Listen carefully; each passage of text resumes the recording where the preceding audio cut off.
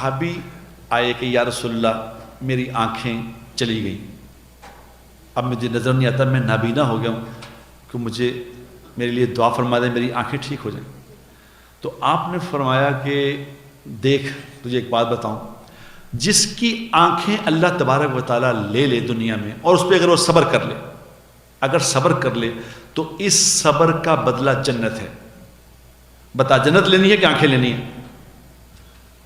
اب وہ صحابی تھے، انہوں نے کہا یا رسول اللہ آپ زمین پہ بادشاہ ہیں، وہ آسمان پہ بادشاہ ہے، نہ آپ کا کچھ جاتا ہے نہ ان کا کچھ جاتا ہے، آپ دنیا میں آنکھیں بھی دے دیں جنت بھی دے دیں، آپ کا کیا مسئلہ ہے؟ تو آپ صلی اللہ علیہ وسلم کے چہرے پہ مسکراہٹ آئی، آپ نے فرمایا اچھا ٹھیک ہے، میں تمہیں 2 رکعت بتاتا ہوں، یہ 2 رکعت پڑھ کے اس کے بعد تمہیں دعا بتاؤں گا، یہ دعا پڑھ لیا کر۔ اس کو 2 رکعت بتائی، پہلی رکعت میں قل یا ایھا الکافرون پڑھ، دوسری رکعت میں قل ھو اللہ پڑھ، اور اس کے بعد جب تیری نماز ختم ہو تو ہاتھ اٹھا کے یہ دعا مانگ، لا الہ الا اللہ الحلیم الکریم سبحان اللہ رب العرش العظیم والحمد للہ رب العالمین اللہم انی اسألک واتوجہ الیک بنبیک محمد الرحمت یا محمد انی اتوجہ بک الی ربی فی حاجتی حاذہ لتقضی لی اللہم فشفہ فی۔ اتنی دعا بتائی۔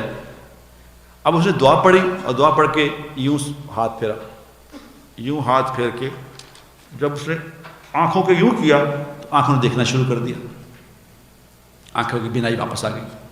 اب ایک صحابی پاس کھڑے دیکھ رہے تھے، کہ یہ کیا ماجرا ہوا ہے، اللہ کے نبی دعا پڑھی، اس کی آنکھیں واپس آ گئی۔ وقت گزر گیا، زمانہ گزر گیا، وقت گزرتا رہا، عثمان رضی اللہ تعالیٰ کا زمانہ آ گیا۔ عثمان رضی اللہ کا زمانہ آ گیا تو عثمان رضی اللہ کے زمانے میں چونکہ اسلام بہت پھیل گیا تھا، تو پرائم منسٹر کا جس طرح پروٹوکول ہوتا ہے اس طرح خلیفہ کا پروٹوکول بھی بڑھ گیا، لوگ ملنے والے بہت زیادہ ہو گئے۔ تو ایک صحابی ملنے کے لیے آئے عثمان رضی اللہ تعالیٰ، تو وہ لوگ پیچھے کرتے ہیں اسے، پیچھے ابھی تمہاری باری نہیں ہے، پیچھے کرو۔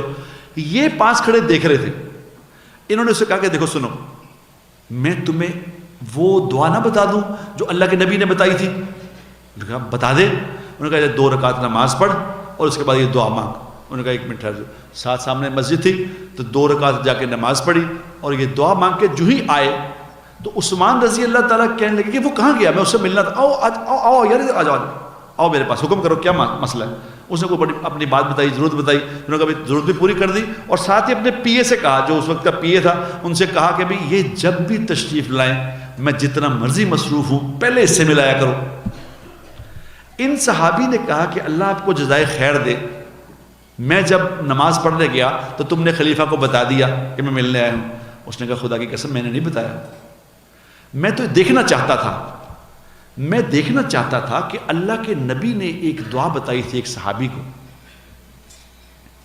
میں دیکھنا چاہتا تھا کہ وہ دعا صرف اسی کے لیے تھی یا بعد والوں کے لیے بھی ہے۔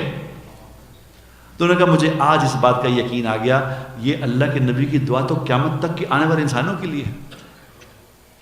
یہ دعا پڑھ لو، یہ دعا سیکھ لو، جہاں مسئلہ پھنسے 2 رکعت پڑھو، دعا مانگو۔